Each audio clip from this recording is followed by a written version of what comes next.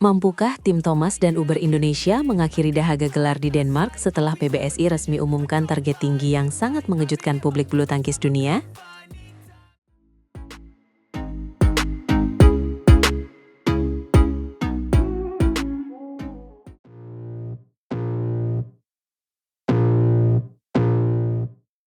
Halo Sobat Badminton semua, selamat datang kembali di kanal kesayangan kita yang selalu menyajikan berita paling segar dari dunia bulu tangkis. Kali ini kita punya kabar yang sangat mendebarkan dari Markas Besar Persatuan Bulu Tangkis Seluruh Indonesia atau PBSI mengenai persiapan tim Merah Putih menuju Piala Thomas dan Uber 2026. Wah, ini pasti berita yang sangat dinantikan ya. Apalagi Piala Thomas dan Uber adalah supremasi tertinggi untuk kejuaraan beregu di dunia. Jadi, apa target resmi yang diberikan oleh Bapak Fadil Imran selaku Ketua Umum PBSI untuk tahun ini? Betul sekali. PBSI baru saja memasang target yang cukup berani namun tetap terukur. Untuk tim Thomas, targetnya tidak main-main, yaitu harus bisa melaju hingga babak final di Horsens, Denmark nanti.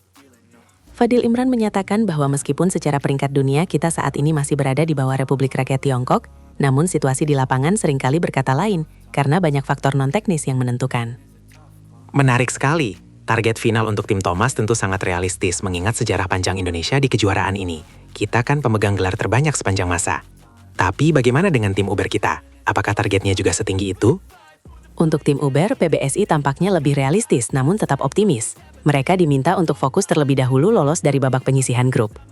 Tim Uber Indonesia sendiri tergabung di grup C bersama dengan Chinese Taipei, Kanada, dan Australia. Fadil Imran berharap Serikandi Muda kita bisa mengatasi perlawanan Kanada dan Australia terlebih dahulu untuk mengamankan tiket ke fase gugur. Grup C untuk tim Uber sepertinya cukup menantang ya, terutama dengan adanya Chinese Taipei. Tapi melihat perkembangan pemain putri kita belakangan ini, saya rasa peluang untuk melangkah jauh tetap terbuka lebar. Oh ya, bagaimana dengan persiapan para pemain sendiri? Kapan mereka akan bertolak ke Denmark? Nah, ini poin pentingnya. Fajar Alfian dan kawan-kawan dijadwalkan akan berangkat menuju Denmark pada tanggal 16 April nanti. Mereka akan tiba lebih awal untuk menjalani proses adaptasi lapangan dan suhu udara yang berbeda. Persiapan intensif di Denmark akan dimulai pada tanggal 18 hingga 21 April untuk memastikan semua pemain dalam kondisi puncak saat turnamen dimulai pada 24 April. Adaptasi suhu memang sangat krusial ya, apalagi Denmark punya cuaca yang jauh berbeda dengan Indonesia. Saya dengar Jonathan Christie juga sempat memberikan komentar mengenai hasil undian grup tim Thomas. Apa katanya? Benar sekali, Jonathan Christie atau yang akrab kita sapa Jojo merasa sangat optimis. Tim Thomas kita tergabung di grup D bersama Prancis, Thailand, dan Aljazair. Jojo mewaspadai Prancis yang memiliki kekuatan ganda yang sangat baik, serta Thailand yang memiliki tunggal putra yang tangguh. Namun Jojo yakin Indonesia bisa keluar sebagai juara grup jika tampil dengan performa terbaik mereka. Luar biasa semangatnya. Komposisi pemain tim Thomas kita tahun ini juga terlihat sangat solid ya. Ada kombinasi antara pemain senior yang sudah sangat berpengalaman dengan para pemain muda yang punya semangat meledak-ledak. Siapa saja sih susunan lengkapnya? Untuk sektor putra, kita diperkuat oleh pemain kawakan seperti Anthony Sinisuka Ginting, Fajar Alfian, Muhammad Sohibul Fikri, Sabar Karyaman Gutama, dan Moh Reza Pahlevi Isfahani.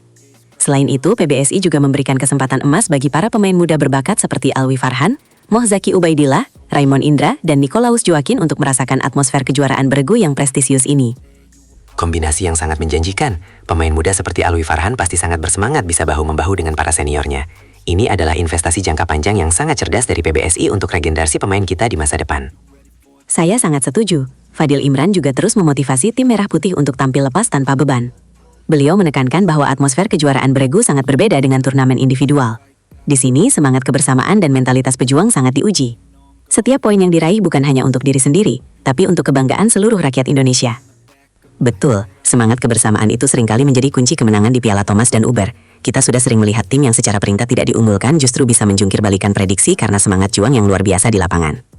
Tepat sekali, dalam 2 edisi terakhir Piala Thomas, Indonesia selalu berhasil menembus partai puncak. Tradisi inilah yang ingin dipertahankan dan jika memungkinkan, kita bawa pulang kembali piala emas itu ke tanah air. Dukungan dari seluruh pecinta bulu tangkis di Indonesia tentu akan menjadi energi tambahan bagi mereka yang berjuang di Horsens nanti. Kami semua pasti akan mendoakan yang terbaik untuk tim Thomas dan Uber Indonesia. Semoga target final dan capaian maksimal bisa diraih dengan semangat sportivitas yang tinggi. Terima kasih banyak atas informasi yang sangat lengkap ini. Sama-sama. Jangan lupa ya Sobat Badminton untuk terus pantau kanal kita agar tidak ketinggalan update terbaru seputar perjuangan tim Indonesia di Denmark nanti. Mari kita berikan dukungan penuh lewat doa dan semangat agar Merah Putih bisa berkibar di podium tertinggi. Sampai jumpa di berita selanjutnya. Dan salam olahraga. Dunia badminton gempar karena Viktor Axelsen pensiun, tapi Jonathan Christie justru siap tempur habis-habisan demi membawa pulang Piala Thomas ke tanah air.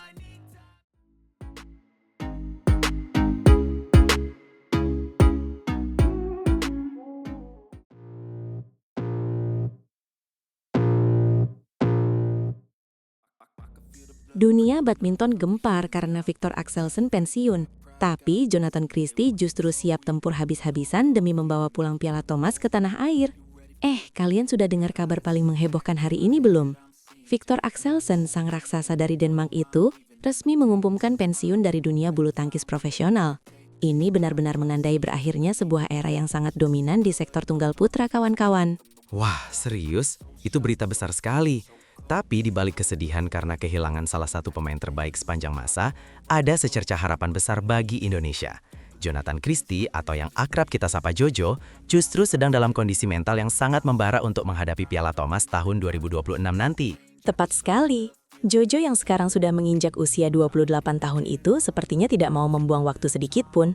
Dia sudah menetapkan misi mulia untuk membawa pulang piala bergengsi itu ke tanah air tercinta. Bayangkan saja, dedikasi penuh dan latihan yang sangat intensif sudah dia jalani demi mencapai target ambisius ini. Saya setuju, semangat patriotisme Jojo memang selalu luar biasa. Apalagi dengan statusnya sebagai juara Asia, motivasinya pasti berlipat ganda untuk membuktikan bahwa kualitas bulu tangkis Indonesia masih menjadi yang terbaik di panggung dunia. Tapi, apa rencana Jojo sebenarnya dalam menghadapi turnamen besar di tahun 2026 nanti itu? Kabarnya, Jojo sedang menjalani program latihan yang dirancang sangat khusus oleh tim pelatih. Fokusnya bukan cuma soal teknik di lapangan saja, tapi juga peningkatan stamina yang luar biasa serta ketajaman mental untuk menghadapi tekanan di turnamen beregu. Persatuan Bulu Tangkis Seluruh Indonesia atau PBSI juga memberikan dukungan yang sangat maksimal dengan fasilitas terbaik dan tim medis yang profesional. Luar biasa sekali persiapannya. Berarti Jojo memang benar-benar mengincar puncak prestasinya di turnamen ini. Dan kalau kita bicara soal pengunduran diri Viktor Axelsen, ini sebenarnya menjadi peluang emas yang sangat terbuka lebar bagi pemain-pemain lain, terutama atlet andalan kita seperti Jonathan Christie, bukan begitu? Benar banget. Kepergian Axelsen memang meninggalkan ruang kosong yang sangat besar. Tapi bagi pemain seperti Jojo, ini adalah momentum yang tepat untuk mengambil alih dominasi di sektor tunggal putra. Pensiunnya Axelsen dianggap sebagai penutup karir yang sangat sempurna bagi sang juara sejati. Tapi bagi Indonesia, ini adalah awal dari perjuangan baru untuk kembali bertahta di puncak dunia. Saya jadi semakin tidak sabar menunggu tahun 2026. Antisipasi masyarakat pasti akan sangat tinggi. Apalagi Jojo sekarang dipercaya sebagai tulang punggung utama tim beregu putra kita. Dengan kompetensi yang sudah teruji di berbagai turnamen internasional, potensi Jojo untuk membawa Indonesia juara memang sangat besar. Ingat ya, dukungan dari seluruh masyarakat Indonesia akan menjadi kekuatan pendorong yang sangat berharga bagi perjuangan mereka. Tahun 2026 nanti akan menjadi saksi sejarah bagaimana Jojo dan seluruh tim Merah Putih membuktikan kehebatan mereka di depan mata dunia. Kita harus tetap optimis dan terus memberikan doa terbaik bagi para pahlawan olahraga kita. Betul sekali, jangan sampai kita melewatkan satu detik pun dari perjalanan hebat ini. Jonathan Christie sudah siap, Indonesia sudah siap, dan Piala Thomas tahun 2026 akan menjadi target harga mati bagi kita semua. Ayo kita kawal terus persiapan Jojo menuju podium tertinggi dunia. Amin. Semoga saja impian mulia ini bisa segera terwujud. Jangan lupa untuk terus mengikuti perkembangan terbaru seputar persiapan tim nasional kita, karena setiap informasi kecil bisa memberikan dampak besar bagi dukungan kita. Sampai jumpa di update berikutnya, dan salam olahraga untuk semua penggemar bulu tangkis di seluruh Nusantara.